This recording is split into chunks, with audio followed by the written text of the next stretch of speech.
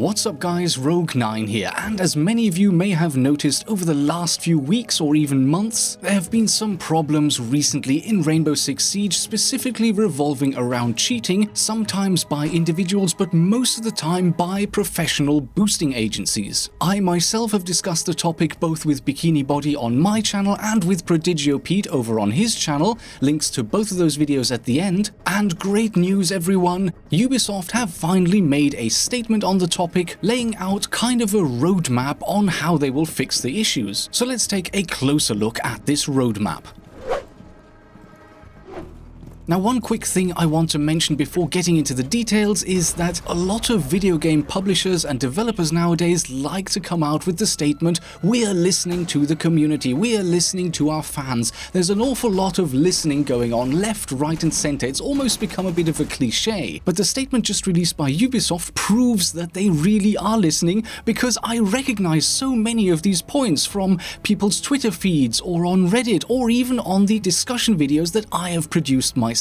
Ubisoft has taken a whole bunch of community suggestions and now they're working on implementing them to solve the problems we're facing right now. So what steps is Ubisoft taking? Well, number one is that over the last few weeks they have increased their internal penetration testing. So that means that there are now more programmers working on Rainbow Six to try to discover problems that can be exploited by hackers before they do so. This will make the game less vulnerable to future cheats.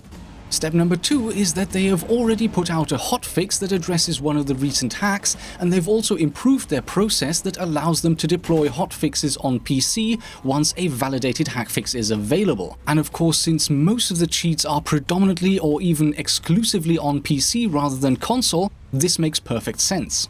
Step number three, and this is great news, I personally really applaud this, and this is something that I've also already mentioned in the past. Beginning the week of the 16th of July, there will be the first ban wave for players that have been boosted by cheaters. Because guess what, if you're paying someone else to cheat on your behalf, you're still a cheater. Now sadly, up until now, the people who are getting boosted have not been targeted yet by bans, but this is over. In just over 1 week's time, the first 600 accounts of boosting service purchasers, for lack of a better name, are going to be banned. So if you've been boosted recently, ooh, well, cross your fingers because you might be one of those lucky 600. This sends a really strong message. If you're going to pay money for someone else to cheat on your behalf, well, guess what? You're actually risking your account. If that risk is worth it to you, well, good luck, I guess. I really hope you don't get away with it because you don't deserve to.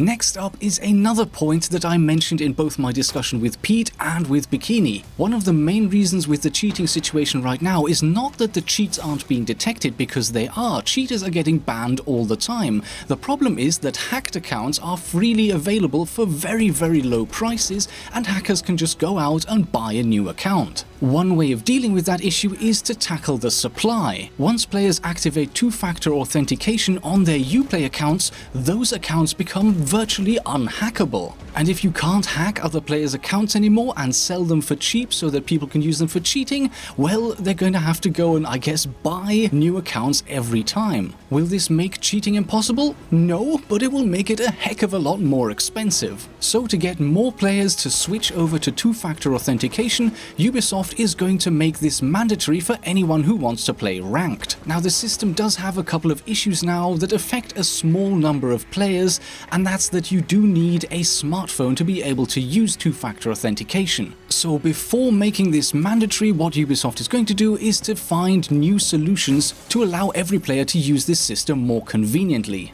And last but not least, in their final paragraph, Ubisoft also mentioned that they are looking at a whole bunch of other options. For instance, when a cheater is discovered and banned, any ranked matches that that person has played in will have their MMR removed. So the players who gained MMR from those matches will have that removed, as well as the players who lost it. They're also considering putting a restriction on the skill gap within parties, so you will no longer run into platinum players who are queued up with copper 4 4s, and I personally think that's a good thing because let's face it, I'm gonna say 100% of the time that you see Platinum players in a ranked game with a Copper 4 is because they're trying to manipulate the MMR ranking of their team so that they get matched against lower skilled opponents. To me, that is also a form of cheating. If you're trying to cheat the matchmaking system, you are cheating. Oh, but I'm a Platinum player and I love playing with my friend in real life who is a Copper 4. What am I supposed to do? Well, go and play casual. I don't believe it. There's always people who complain about this. I do not believe it. No one wants to go into a ranked match with someone who is not anywhere near their own skill level. And really, to make sure that friends can still play together, just open up casual, right? If you want to play with someone who isn't at your skill level, just go and play casual. Or you know what? If you really want to play ranked with someone who is far below your own skill level, why don't you start playing together at the beginning of a season? Everyone is reset, everyone will gain their rank together as long as you play together. If you are always on the same team, if you play all of your matches together, I've explained this in a video where I explained how the matchmaking system works and the ranking system. As long as you play all of your matches together, you will always have exactly the same rank, irrespective of your individual skill levels. Or maybe here's another suggestion if you're listening Ubisoft, when players of vastly different ranks queue up together, just change the matchmaking system so that the low-skilled player or the low-ranked player is no longer taken into consideration. So if you have a team with 3 Platinum players and that 1 Copper 4, they still get matched to Platinum. Let's see how many people really want to play with mixed ranks then. Because I'm willing to bet that once people don't get matched up with lower skilled opposition teams, they are going to be far less likely to want to queue up with someone who is far below their own rank. Whatever the solution will be, I think it's going to be a good thing, and as long as you can still play casual together, who cares?